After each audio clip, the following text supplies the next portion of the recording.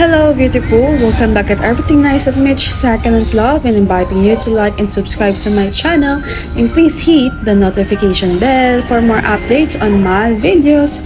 And for today's vlog ay itutur ko po kayo ulit dito sa amin sa Nueva Ecija, and today we're going in Casa Batik. At dahil birthday ko nga, naisip ko na dito na lang kami pumunta sa medyo malapit sa amin. So ito po ay located sa Gapan City. Ayan. So, ito po yung makikita nyo dun sa labas nila, and ayan, malapit na tayo doon sa kanila place. So, meron pong entrance fee, 100 pesos per adult. At kung meron po kayong senior, PWD, dalhin nyo po yung ID para magkaroon kayo ng discount. So, pati po yung mga kids, meron din po yata discount, parang 50 po yata sa kids. Ayan, so pasok na po tayo. Welcome to Casa Batik. At makikita nyo, napakalinis po ng kanilang place. Talagang malinis, wala kang makikitang kalat. Kahit na petals ng bougainvillea is wala. Ayan.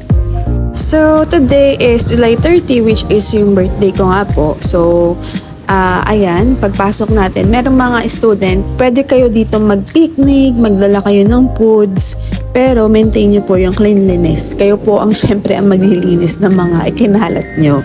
So, meron din po dito mga parang upuan na pwede kayong tumambay, pwede kayong mag-picnic, ganyan-ganyan. So, yun nga lang, meron silang entrance fee.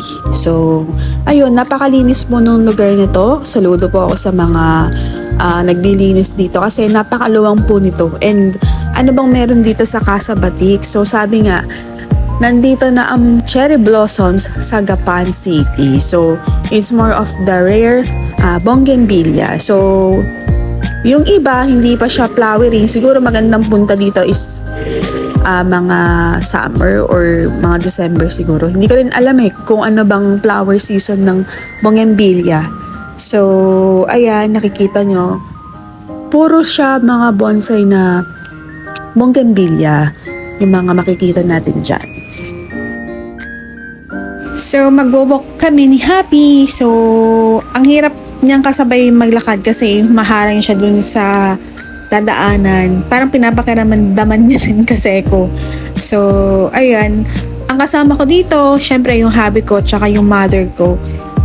Para makalibot din si mother kasi usually nasa bahay lang naman yan.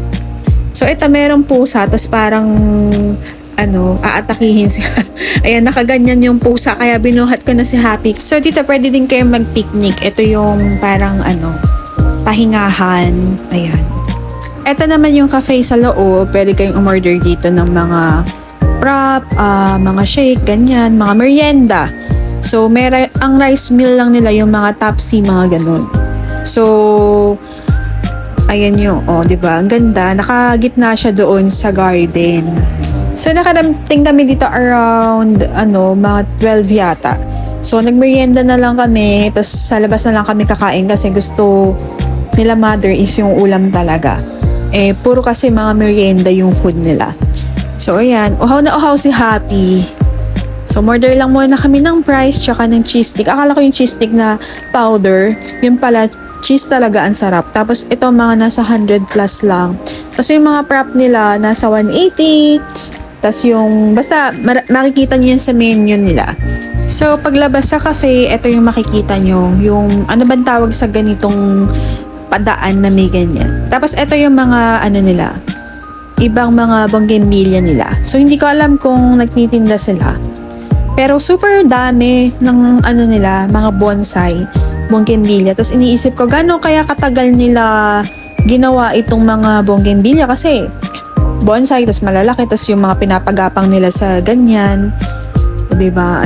Madami pa po yan. Hindi ko pa po nakuhanan yung iba kasi ang init na Ayan. Ang ganda nito. Diba? Parang nasa cherry blossoms ka nga din talaga.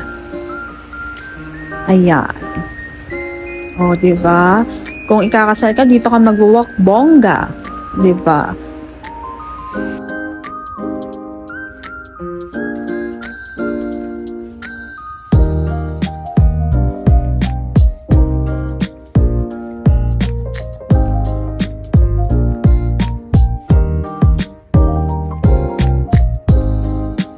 Then dito sa medyo loob pa, maraming mga puno ng mangga pero bawal kuhanin. So ito ang lalaki nung ano nila. Hindi ko alam kung name ng plants na yun. So ang healthy na talaga at saka ang linis po talaga dito. Ayan mga mangga.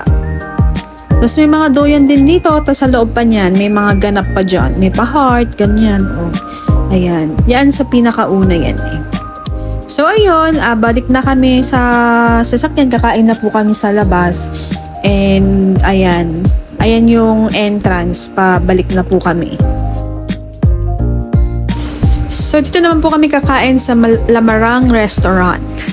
So dito ko napili kasi pwede si Happy Oo, gusto ko kasi pag kumain kami kasama namin si Happy. Tapos, ayun, meron na silang aircon ngayon na pwede nyong kainan. Dati kasi parang open lang siya.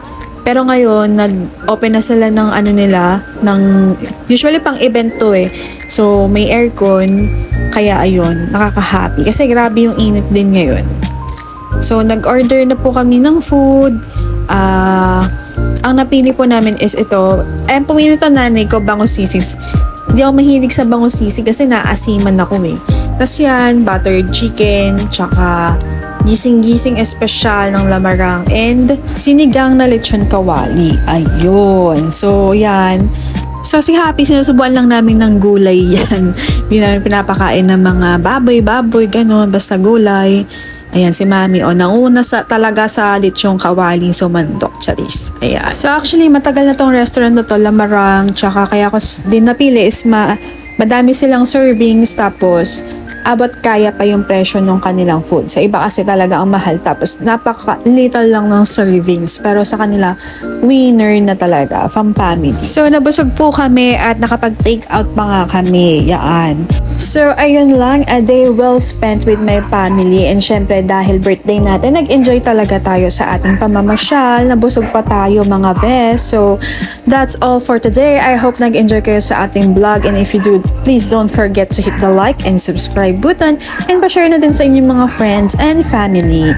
And what is your thoughts? Leave in the comment section. So, thank you for watching at Everything Nice at Mitch. This is your nurse, Plantita, saying, God bless po at lagi mag-ingat. Kita-kits sa susunod nating vlog at 7 p.m.